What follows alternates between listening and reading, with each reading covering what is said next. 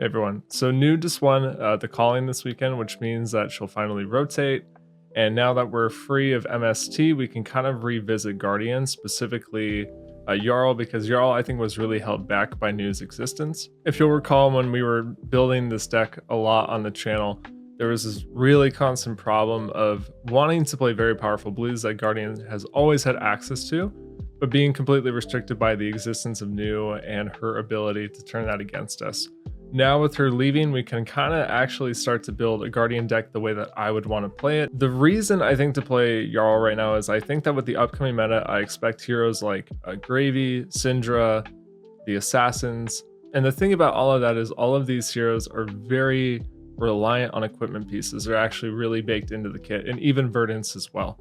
So if you think about an upcoming meta and you play against, let's say, Gravy and you can blow up the Compass, Syndra, Slippy, or Marionette and you can blow up Flick Knives, or Verdance and you can hit either Plume or Striders, I think all these decks get their game plan significantly weakened, not to mention Florian hitting Grasp. So I'm not going to really go through all of the card choices here. I've covered this hero a lot on my channel, so if you want to know my thoughts about each individual card choice, there's plenty of stuff to look back, but this is just an updated version. So the biggest difference here is we're going back on Mangle and Unforgetting. The cut here are the two Decomposed Majestics. I think Armor Destruction moving forward in this current meta is going to be very impactful, and I think you're going to have to play it to get a lot of your wins.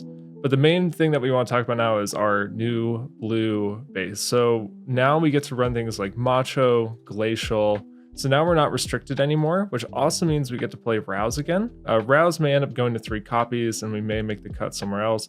The biggest problem with the blue base right now is Frozen, Crumble, and Imposing take up a lot more slots than we would want them to. I really do want to cut Imposing Visage because this could easily just become blue Autumn's Touch or another Guardian Blue.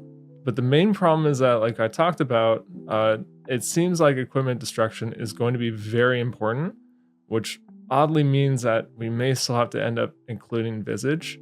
So we'll have to see how things feel, and if cutting this ends up being the right call, I'm happy to make that decision. But for right now, we are hopefully running enough to turn on Rouse, but I'm only on the 2 copies because I don't think the ratio is quite there that every single time you draw a Rouse, it's statistically going to be live. So we're hedging a little bit with just the 2 copies here. But now we get some really powerful finishers that Jarl did not have previously. Jarl had a lot of problem closing out games because your end game with things like Glacial and Macho, these 8 power dominates, was just not existent in the previous version of the list because we just could not play them. And it also means we get to convert really well because if we time walk our opponent with a turn, let's say it's a CNC pummel that they block out, right? And then we push it over, clear their hand, clear their arsenal, and we get a full turn. Previous problem with Guardian was that we couldn't convert, but now that we have things like Rouse, we can put the gas pedal on even with a bunch of blues in our hands when we have full tempo. Or if we like quote brick and draw an all blue hand when we need to be sending disruption or pressuring damage, we at the very least can send some of these 8 powers. And then we still have our good utility blues, so we have Terra Sunder, Winter's Bite. Fruits is a very good blue to fuse off of Oakenolds. So everything is still here. Of course, we still have Frozen and CLF. And down in the sideboard, we have some different cards now. We're going up on our Council Blizzard, and because we're playing a heavier blue attack count, now we actually get to play Zealous again, which is going to be really important in certain matchups like Gravy or Verdance. Like, these help you put the clock on, clear the board very efficiently. This is everything you want to be doing.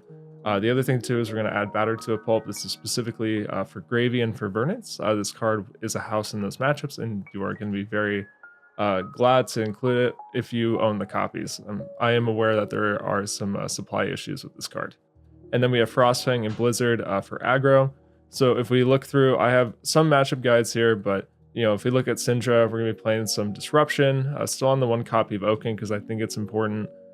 Just to have some kind of end game conversion, or if you just luck into and draw into the hand, if not, it blocks 3. But you know, we have our 3 copies of Blizzard now, and we have Spinal, Mangle, and Unforgetting, so we're able to put the pressure on them pretty cleanly and then also pressure their Flick Knives. I think that's going to be really important. When we look at something like Assassin, now once again we have the package to kill their Flick Knives, and then we have Blizzard. I'm thinking more specifically this against Slippy. They just don't really have the resource base, and they play more like an aggro deck. But it's also pretty good against Marionette. If they ever lead with a dagger, you can potentially shut their whole turn down. If they pitch their only blue, with the intention of following up with another attack. Against Gravy, we're playing the Batter, we're playing our Zealous, we're gonna, pressure phase, clear the allies whenever it's relevant. And, we have some 7 powers to deal with Humperdinck. So you have like E-Strike, you have Oaken, you do have Mangled, you prefer not to. But the biggest thing now is because you get these blue attacks, you can send these at Humperdinck, right? So even your blue count can actually answer it fairly well. So I think that you're going to be in a good spot now with the rotation of NUU.